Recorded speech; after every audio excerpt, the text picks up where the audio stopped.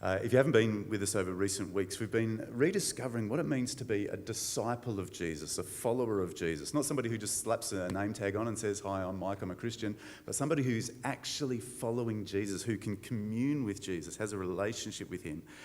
Jesus invited his first disciples to go and make disciples of all nations. But what are they trying to make? The way Jesus went about making disciples was very, very different to what other rabbis in his time were doing. So we've been re-looking at that. What does Jesus mean when he asks us to be his disciples? What does he mean when he asks us to make more disciples? And today we're going to come across a teaching of Jesus that is explosive if you understand the significance of what he says. He's literally inviting people to switch allegiance. He's saying to the community, now, put off what you've been doing following those other religious leaders. Come and follow me instead. That's a fairly provocative thing to be saying. And it was a massive statement that we could easily miss because we're not part of first century Jewish culture, and we might not actually grasp that that's what he's doing unless we understand the symbolism of what he's saying. So we're going to get into that explosive statement. But to get us ready for that, I want to ask this question. Do we need rules to make people do the right thing and to stop them from doing the wrong thing? Do we need rules? Think about how family works, how your workplace works, how any clubs that you're a part of, a school that you belong to, how you drive on the street. Do we actually need rules to make sure people do the right thing and to stop them doing the wrong thing? I'm going to give you 31 seconds to discuss this. Go. Have a think about it, or discuss it with somebody next to you. Do we need rules? Okay, so I've got an analog watch. I don't really know when 31 seconds is, but I wonder if at first the answer was obvious, but then as you think about it, it becomes a little bit more nuanced. Well, the answer to that question is very much at the heart of a clash that Jesus had with the religious leaders of his day, and that is still going on today. And we're going to look at a very specific issue that they were facing. And the issue that they were facing is probably not an issue that you're wrestling with today, but the principles which governed how Jesus approached this issue will be very, very relevant to how you deal with the issues that you face today. So we're going to look at an example from Matthew's Gospel of something that they were arguing about back then, that they were trying to figure out the rules for, and they're still trying to figure out today. And it's the issue of the Sabbath. All right, and if you're from a Christian background, you might think of it as Sunday. What are you allowed to do? What are you not allowed to do on a Sunday? In a Jewish context, it's what am I allowed to do? What should I not do on a Saturday, the Sabbath day? Now, in 2018, the Jewish government negotiated with rabbis, the religious teachers in Israel, to officially exempt soccer matches from laws about the Sabbath. You're familiar with the Sabbath if you know the Ten Commandments. It's a day that you're not supposed to do your normal work. It's meant to be holy to the Lord. It's a day to focus on God and his laws and community. And it's meant to be not a day where you're just chasing after the things of life like you normally do.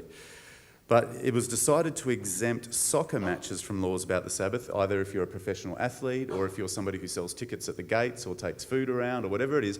They made it legal for you, according to Jewish law, to work and to play on the Sabbath without breaking Sabbath rules. In fact, you even get overtime if you're working on the Sabbath, if you're working in that particular area. So that becomes, instead of being a banned thing, it becomes now a really good thing. And this had been a big issue for the more Orthodox Jews who were wrestling with that issue, and I reckon there's probably families here who have wrestled with it as well. Is it right to be playing sport on the Sabbath or on the Sunday? And different people came up with different answers to that question. And for those who were more religiously devout and refused to play, well, that literally put their career at stake because you couldn't advance through professional ranks if you weren't willing to play on the Saturday.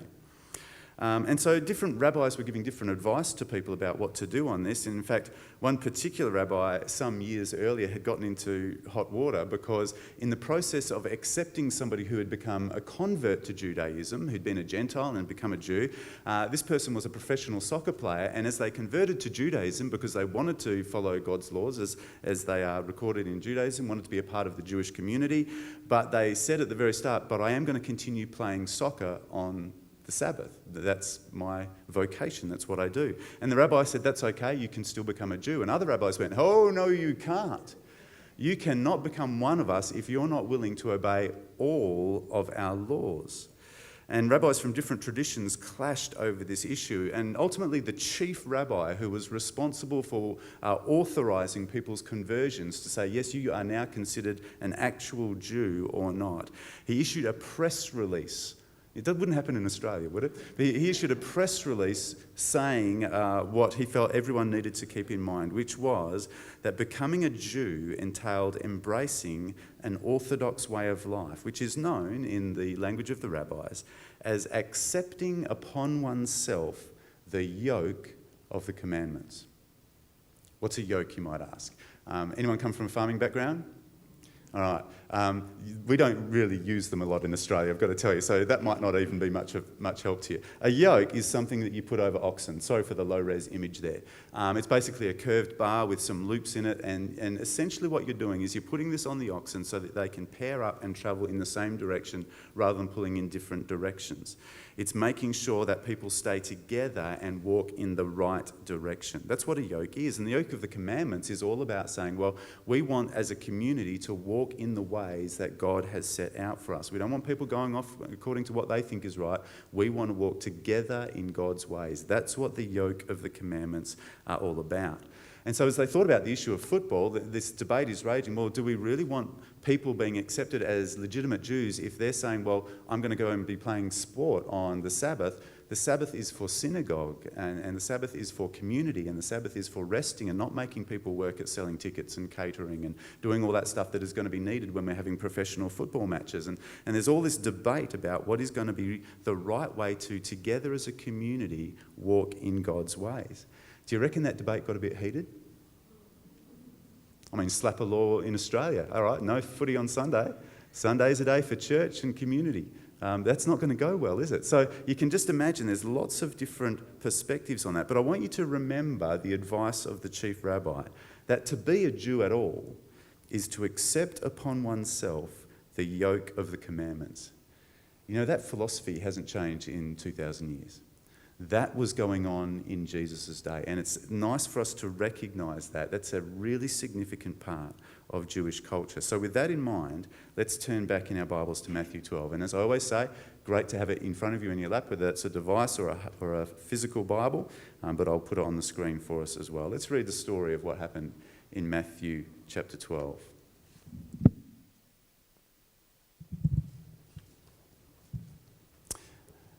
At that time, Jesus passed through the grain fields on the Sabbath, and his disciples were hungry and began to pick and eat some heads of grain. And when the Pharisees saw this, they said to him, "See, your disciples are doing what is not lawful to do on the Sabbath." So remembering the yoke of the commands, according to these religious teachers, they are not walking with everyone else in the community in the path that God had set out for their nation. He said to them, "Haven't you read what David did when he and those who were with him were hungry? How he entered the house of God and they ate the bread of the presence, which is not lawful for him or for those with him to eat, but only for the priests? Or haven't you read in the law that on Sabbath days the priests in the temple violate the Sabbath and are innocent? I tell you that something greater than the temple is here. And if you had known what this means, I desire mercy and not sacrifice, you would not have condemned the innocent. For the Son of Man is Lord of the Sabbath." And moving on from there, he entered their synagogue, and there he saw a man who had a shriveled hand. And in order to accuse him, they asked him, "Is it lawful to heal on the Sabbath?" And he replied to them, "Who among you, if he had a sheep that fell into a pit on the Sabbath, wouldn't take hold of it and lift it out? A person is worth far more than a sheep. So it is lawful to do what is good on the Sabbath." Then he told the man, "Stretch out your hand." So he stretched it out, and it was restored, as good as the other. But the Pharisees went out and plotted against him, how they might kill him. Breaking rules is a serious business, isn't it? Got these guys so stirred up that they were prepared even to kill Jesus for healing a guy. But it was much bigger than that. What they're really upset about is Jesus is veering off from what they and their community have decided are the right rules for how they ought to obey God's command on what to do on the Sabbath. And there were lots of those rules. How much you could carry, how far you could walk, the sorts of activities you could engage in. There was a whole bunch of rules that they had about the Sabbath, and they were very, very concerned that Jesus is actually getting people to split off and go in different directions. And if that happens, what happens to the unity of their nation? What happens to people's just sense of knowing what is right and what is wrong, what we do and what we don't do? Everything will begin to fall apart, and they're very concerned about that. And for them, the answer is get rid of Jesus. How is it that this group of religious leaders get so upset about an issue that they're still trying to figure out 2,000 years later? And they're arguing, well, is soccer exempt or is soccer not exempt? And I wonder what would go on back in Jesus' day. It was like, well, you mean you're upset about a guy being healed, but you're happy to go have a game of soccer? What's with that, guys? It's funny how when we accumulate laws, how sometimes they stop making sense. But the answer of Jesus here, where as he addresses this issue and points out that, hey, no rule is ever going to cover all the circumstances. Look at that exception. Look at that situation. The rules themselves aren't going to be the answer to the problem. It raises this question again. Do we need rules to make people do the right thing and to stop them doing the wrong thing? See, Jesus points out both from their history and from their current practice, their rules simply can't cover every situation. So they kept making more and more rules, trying to tell people, okay, well, so you're wondering what it means to keep the Sabbath holy? We'll tell you in very minute detail so you'll know exactly what to do.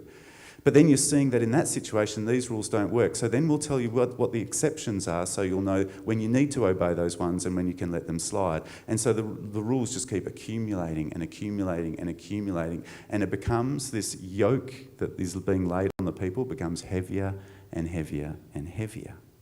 It becomes harder and harder to know how to keep all of these rules. And then 2,000 years later, there's even rules for exceptions so that you can play soccer if that's your vocation.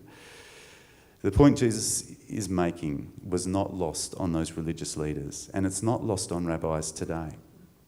This point that he's making, that the rules, no matter how many you have and how well you've thought them through, rules alone aren't going to achieve the goal of pursuing what is good together and avoiding what is evil. Rules alone can't do that for you. That point doesn't go over well. Didn't go over well then. Doesn't go over well today. I want to read to you from a sermon given in 1953. For clarification, I wasn't there to hear it, but I came across it, and it's fascinating to see what was going on in biblical times is still going on today. Rabbi Emanuel Rackman preached a sermon called The Yoke of the Law. I want to read it to you. There's a lot of really interesting and thought-provoking and quite good stuff in here. Judaism, let me actually put it on the screen for you so you can follow along. Judaism without law is not Judaism at all. By the way, when he speaks of the law, he's not just talking about the Old Testament law that we have in our Bibles. He's talking about all this accumulation of what the legal experts, the ones who are the best of the best, have decided this is the way we're going to do it together. Judaism without the law is not Judaism at all. It is Christianity. Now, I disagree with him on that point, but I do know what he's getting at. We'll explore that more later. The unique character of Judaism will ever be that it calls for law. Now, friends, you may rightfully ask, why does Judaism so insist upon law as a part of the religious way of life? Why do we so emphasise the law when spirituality should be a matter of the Spirit? And to this I answer most emphatically, you cannot make men spiritual by simply preaching to them about high ideals and eternal values. How much brotherhood does the world now have after 2,000 years of preaching about the brotherhood of man? It's an interesting point, isn't it? Let us look at the American scene. When will whites and what we would now refer to as African Americans even have the right to attend the same Christian church down south? When will they sit as brothers, even in pews, to listen to the Sermon on the Mount?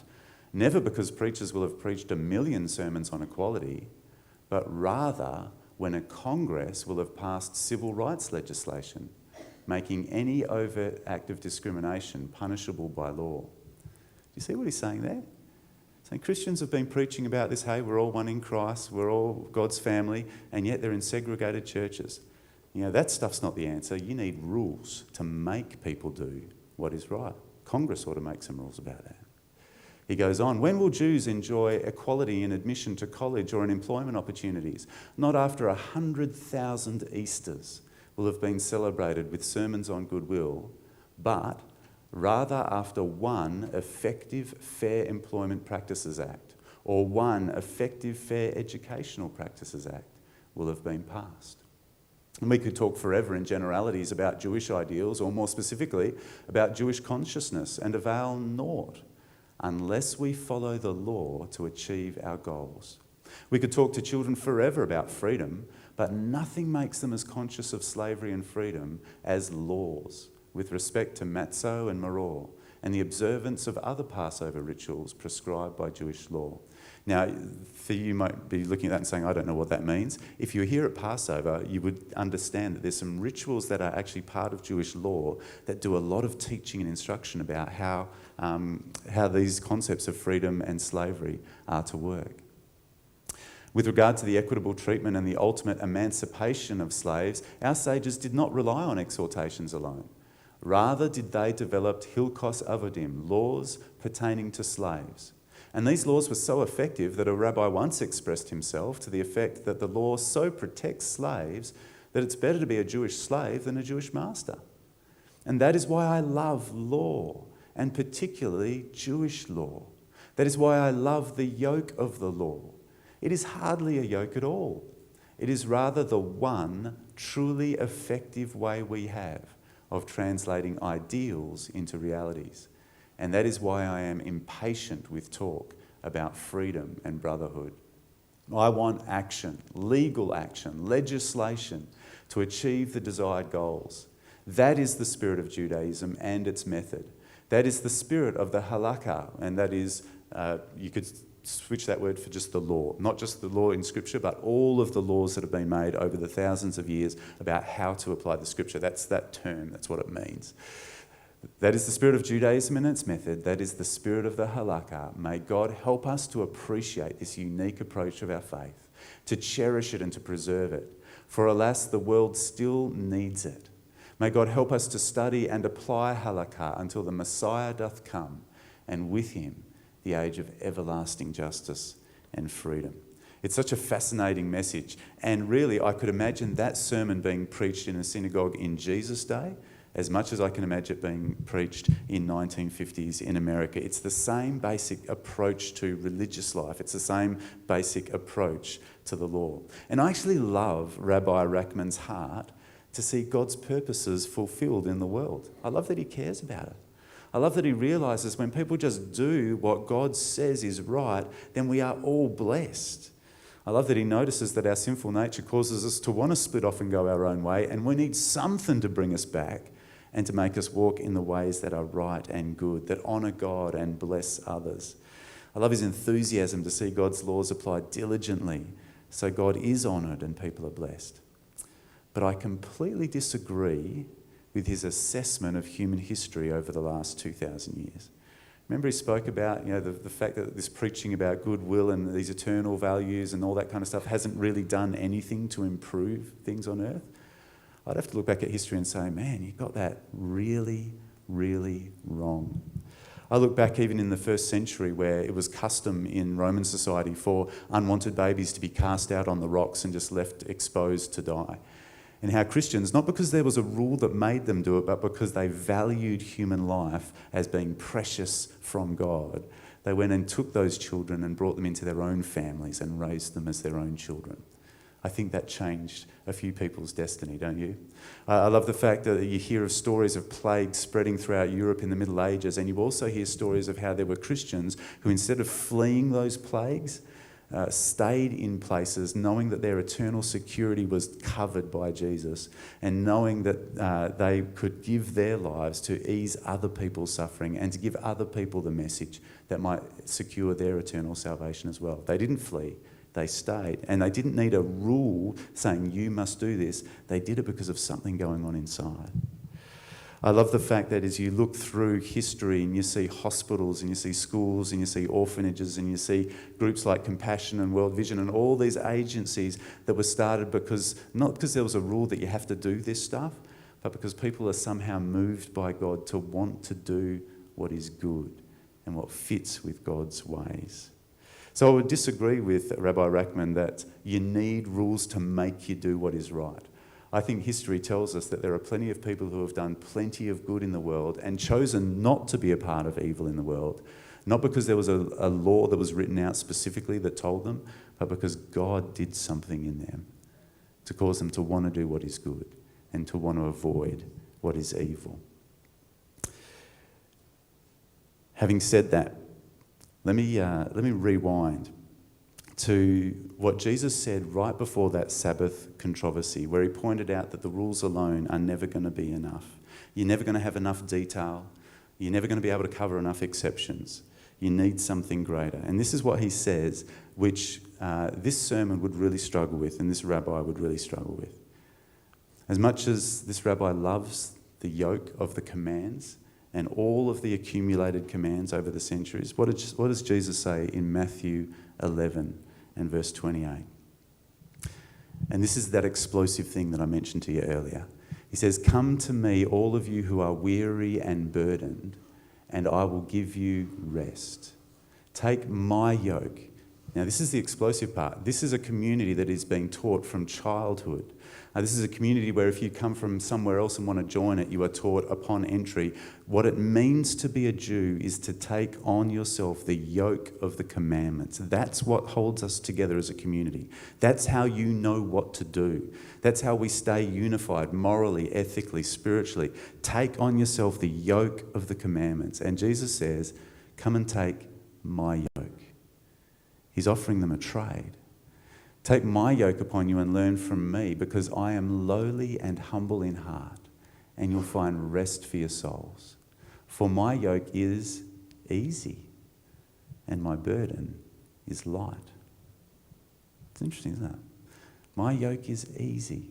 In contrast to what you're being taught, and just earlier he talked about all of the learned people, but they've actually not grasped God's will. My yoke is easy and my burden is light. Learn from me. I quite enjoy the way Eugene Peterson kind of takes the big idea of this and expresses it in perhaps more conversational language. Are you tired, worn out, burned out on religion? Come to me. Get away with me and you'll recover your life. I'll show you how to take a real rest. Walk with me and work with me. Watch how I do it. Learn the unforced rhythms of grace. I won't lay anything heavy or ill-fitting on you. Keep company with me and you'll learn to live freely and lightly. Trade in all of this accumulated wisdom. It was well-meaning, but actually it's not good enough. What you need is to learn from me. What you need is, as Graham shared earlier, a sense of communion with me that is at the centre of your life. It's not about whether you're keeping all the rules. Guess what? You're not going to be able to, and you can't even agree on what they should be anyway. It's about whether you know me. It's about whether you're communing with me. Jesus talks about it in John 15. Abide in me, and you'll bear good fruit. You won't need a law saying, I want you to go out and sponsor a child. I want you to go out and stop telling lies. Yeah, those laws are real and true, but when you abide in Jesus, you don't want to do those things anymore. You start doing things that are different. You start producing good fruit. And that's what the community that Jesus is founded is about. It's a community that is relating to Jesus and relating to others because of our relationship with Jesus. If you can picture it as a bit of a continuum, imagine over here is legalism. And this is where, like Rabbi Rachman, you say, man, laws are good. Laws protect us from bad things happening. Laws make people do the right thing. And let's face it, we've seen plenty of examples of how that works. Laws are where it's at. Laws are what we're going to put our hope in. And we'll call that legalism. But over here, you've got lawlessness. And Jesus speaks a lot about that. Romans 6 describes it really clearly. Lawlessness is also a burden. It's not a yoke of the commands like Jesus is addressing, but it is a burden. And you could explore that from a biblical point of view and talk about the slavery to sin, or you could just reflect on your own experience and when you've gone your own way and when you've done things that are that don't fit with Jesus and his ways, and you realise, man, that made my life worse and made everyone else's life worse. Lawlessness is no good. So the answer is not, according to Jesus, in having more rules, and the answer is not in just not living by any rules. The answer is in knowing Jesus, our great teacher, of being yoked together with him and learning from him how to live life, learning from him how to relate to God and to others. It's in communing with him that we fulfill good laws, but we're also not so bound to them that we're not free to do the good things that God wants us to do. Now, here's what a lot of people experience. If you're somebody, and I'm a bit like this, I've got to tell you, I tend to be drawn toward making rules. And if you're somebody who tends to think that rules are the answer, you'll see somebody abiding in Jesus and just following his lead, but not keeping all your rules, and you think, man, they're lawless. They act like the rules don't apply, and you tend to think of them as one of those lawless people. But if you're somebody who tends to be a bit more lawless and just wants to go and do their own thing all the time, you know who you are. And you look at somebody who's following Jesus, and as they follow Jesus, they do the same thing that a lot of those rules talk about. And you go, oh, you're such a legalist. You just want everyone to be obeying all your rules. Well, you haven't got that right either. When you are at either extreme and you see somebody who's genuinely following Jesus, you can sometimes call them lawless, which is what they said about Jesus, or you can sometimes call them a legalist, but you're wrong. They're actually somebody who knows Jesus and wants to follow him. So maybe we need to spend less time worrying about whether people are being lawless and not living by the rules, or whether people are being legalistic and trying to make everyone do what they think is right. Maybe we should worry about that less. Maybe what we should worry about is, hey, how well do you know Jesus? How are you spending time with Jesus? What do you love about him? What are you learning about him? What do you notice about the way he lived? What's he saying to you about the way your life is shaping up? Let's keep it as communing and abiding.